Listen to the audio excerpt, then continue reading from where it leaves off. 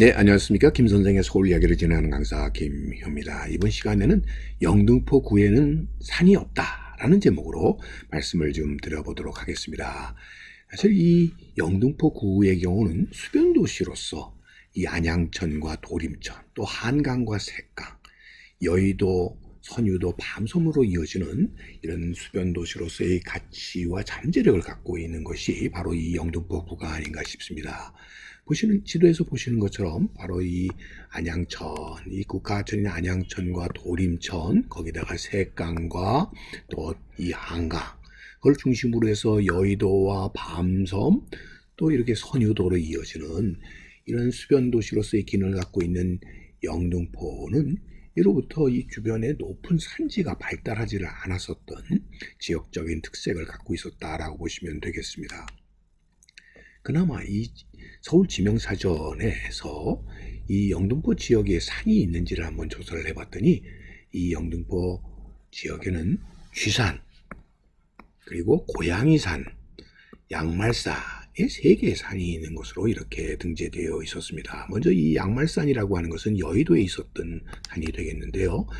자, 지금 경주 오구도에서도 보게 되면 여의도가 있었고 거기 여의도라고 하는 표시가 되어 있는데, 그리고 그 옆에는 율도라고 하는 표시가 되어 있는데, 바로 이 여의도 중에서도 좀 높은 언덕 지역이 바로 이것이 양말산이 되겠습니다. 그래서 여의도 전체가 수에 의해서 물에 잠겨도 이 지역만은 좀 떠올랐었던 지역이라고 보시면 되겠고요. 위치적으로 보면 지금의 국회의사당 자리가 바로 이 양말산에 해당이 되었다라고 보시면 되겠습니다. 자, 그래서 이렇게 여의도 지역이 전체적으로 수해를 입어서 침수가 되더라도 그 지역만은 떠올랐었던 지역이라서 특별히 이것을 양말산이라고 이렇게 불렀다라고 보시면 되겠습니다. 그와 더불어 지금 실제로 홍수기가 아닐 때는 여의도와 이렇게 붙어 있었던 것이 바로 이 밤섬이 되겠습니다. 밤섬의 경우는 그나마 좀 높은 지역이 있어서 이 지역의 부군당이 자리를 잡고 있었던 이 동아머리 일대가 이 섬 중에서도 그나마 높은 산지에 해당이 된다고 볼 수가 있겠는데, 현재는 여러분들 여의도 윤중제를 건설하면서 대폭파가 이루어졌었던 그 밤섬이었지만 지금은 다시 이렇게 회생돼 돌아오게 되었지만 옛 당시에 높은 산지의 형태를 가졌었던 이 동아머리는 현재는 찾아볼 수 없게 되었다라고 보시면 되겠고요. 한편으로 이 여의도의 양말산의 경우도 개발 과정에서 이제는 그 높은다고 하는 이런 양말산의 기세는 이미 사라져 버렸다고 볼 수가 있겠습니다. 그나마 지금 이 영등포구 지역에서 높은 지역으로 활동하는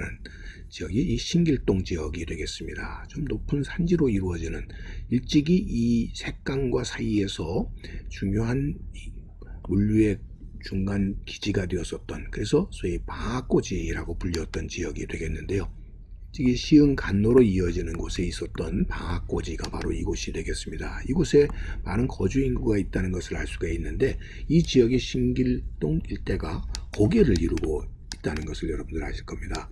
바로 이 신길 고개가 색강과 이어지고 있는 부분이 되겠고요.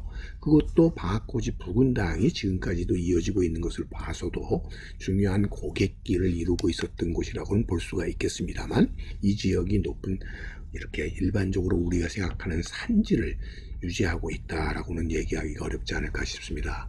그나마 산해라고 하는 명칭을 붙여지고 있는 것이 바로 이 당산동, 이 당산이 아닐까 싶습니다. 당산이라고 하는 것이 이 색강을 끼고 있는 야트막한 언덕에 해당이 되고, 이 지역도 이 색강이 불어나서 물난리를 당할 때 그나마 피할 수 있었던 도둑에 해당되는 곳이라고 볼 수가 있겠고, 그래서 그곳에 이렇게 저희 당집이 마련이 되어 오늘날에도 이 당산동 부군당으로 그 전통이 이어져 오고 있고요.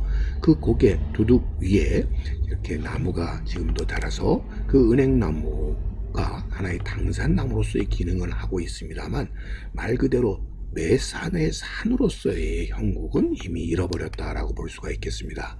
또 하나 들을 수 있는 것이 바로 이 선유봉이 되겠습니다. 자, 지금 양화 밭진과 마주보고 있었던 이 성유본 지역이 되겠는데요. 이 성유본은 염제 그림에서도 바로 선유산이라고 해서 이렇게 표시가 되고 있는 것이 바로 이곳이 되겠고요. 건너편에 지금은 절두산이라고 불리우는 이 잠두봉 지역이 마주보고 있어서 이 양화나루의 중요한 거점이 되었었던 것이 바로 이 선유산이었는데, 자, 일찍이 이 개발되기 이전만 하더라도 이렇게 산의 형태를 가지고 있었습니다만, 그래서 선유산은 그 형국 자체가 고양이 같이 생겼다고 해가지고 고양이산, 괭이산, 저주봉 등으로 이렇게 불려져 왔었던 것이 선유산입니다만, 여러분들이 보시다시피 지금 이곳에 양화대교가 뚫리게 되면서 지금 보이는 것이 바로 이전에 선유봉이었는데, 선유봉 자체가 이 양화대로가 놓이게 되면서 결국 이것이 지금은 선유도로 이렇게 바뀌게 되었다는 것이죠. 그래서 이제는 산의 기능을 잃어버리게 되었다라고 보시면 되겠습니다. 그러다 보니까 그나마 이 영등포구 관내에서 그나마 산으로서 지금 마지막까지 남은 것으로 들을 수 있는 것이 이 고양이산이라고 불리웠었던 선유도와 마주보고 있었던 쥐산이 되겠습니다. 이 쥐산이라고 하는 게 지금 자체가 이 다리가 연결되는 이런 경로가 있습니다만, 그나마 산의 형국을 이렇게 갖추고 있는 것이고, 여러분들이 이 쥐산으로는 잘 기억하지 못하시지만 예전에 여러분들 그 김포강으로 가는 노들로 끝자락에 양화교 옆에 그 양화 인공폭포 하게 되면 기억을 하실지 모르겠습니다. 바로 이 인공폭포가 설치되었었던 것이 바로 쥐산이 해당이 되고요.